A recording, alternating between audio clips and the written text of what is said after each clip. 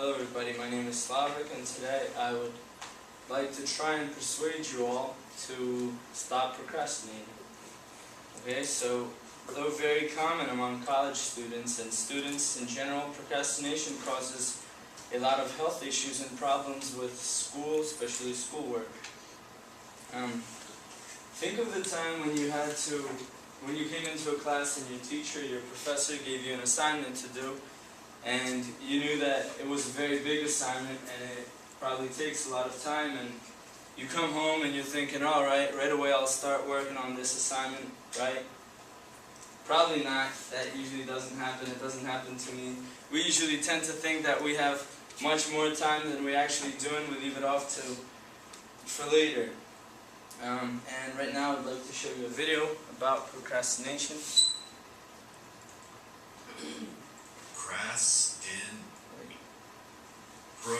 Procrastination manifests itself within every aspect of your life. You wait until the last minute to buy Christmas presents. You put off seeing the dentist or getting that thing checked out by the doctor. There's a pile of dishes getting higher in the kitchen. Perhaps the stakes are higher than choosing to play Angry Birds instead of doing sit-ups. You might have a deadline for a grant proposal, or a dissertation, or a presentation, or a book. You'll get around to it. You'll start tomorrow. You'll take the time to learn a foreign language or how to play an instrument. Before you do though, maybe you should check your email. You should head over to Facebook too, just to get it out of the way. You can try to fight this back. You can buy a daily planner and a to-do list application for your phone, but these tools alone will not help, because the problem isn't you are a bad manager of your time. You are a bad tactician in the war inside your brain.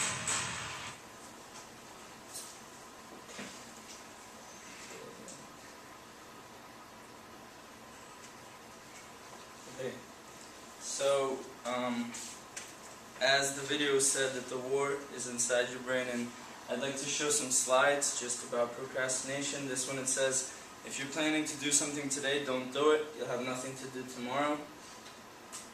This is what it looks like when you procrastinate a lot, I guess, because you get all this work that you have to do and you never get to it. And I think that a lot of us, well, some of us, especially me, we put the pro in procrastinate because we get so good at it.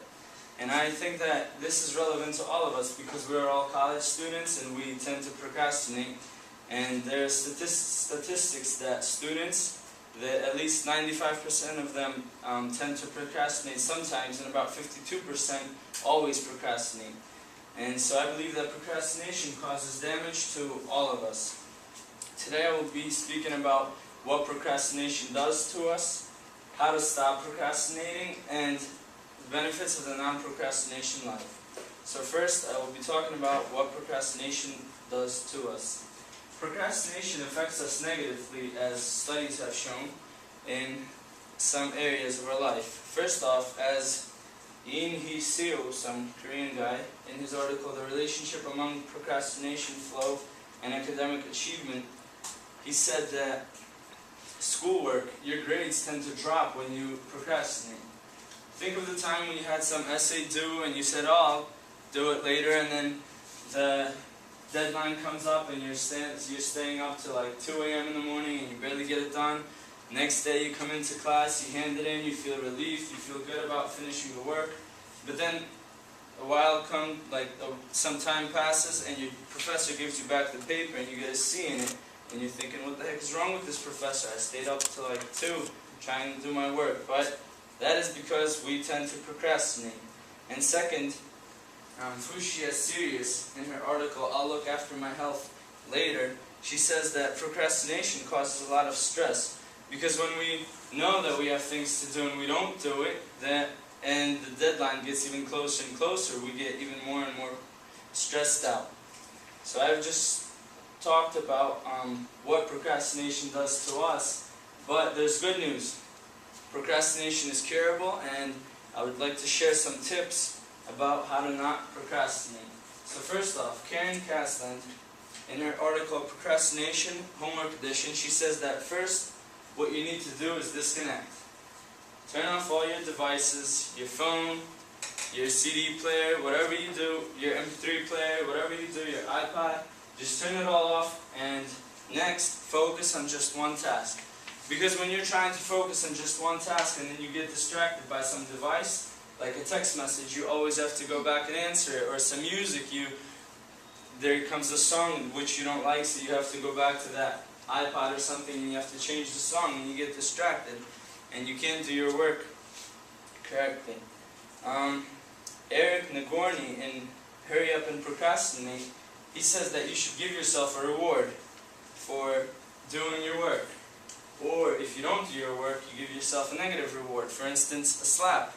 So that's what happened. And you can give yourself anything you like, anything you want, anything that you consider a reward for yourself for not procrastinating. So each time you do your work, you do it good, you give yourself a reward. Each time you don't do it good, ask a friend to slap you.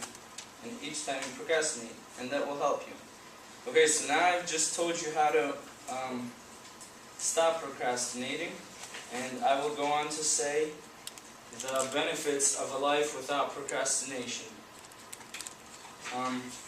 First off, when you don't procrastinate, you pretty much live a stress-free life. I mean, I know you can get stressed out by other things in life, but I tend to get stressed out a lot from procrastinating, and when you stop procrastinating, your life will be almost stress-free. Another thing is you'll have a whole lot of time, free time, anything you want to do.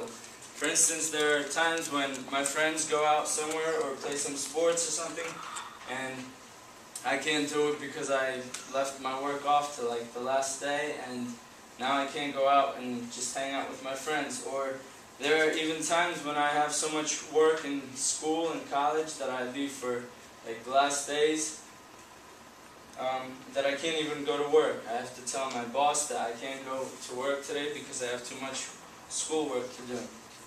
Okay, so I've just talked about a life that is without procrastination. So to sum it all up, to stop procrastinating, first you have to know what it does to you, and we have heard that today. Second, you have to know how to fight it. There are many ways, and I have given you some tips about how to fight procrastination. And thirdly, you have to realize that a non-procrastinating life is much better, and that it is much better to not procrastinate. So, in solving this problem that most of us probably have, first we have to realize that it is a problem. We have to see that procrastinating is not good and that it affects us badly. It causes our health to worsen and our grades, and sometimes there are even cases when we drop out of classes because we procrastinated, we didn't do our work on time, and we see that we're going to fail or something, so we have to withdraw from the classes. Second, and I think this is a very important point, is you really have to want to stop. And pretty much anything that you do when you want to change something about yourself or your life, and in this case about procrastination, you really have to want to stop procrastinating.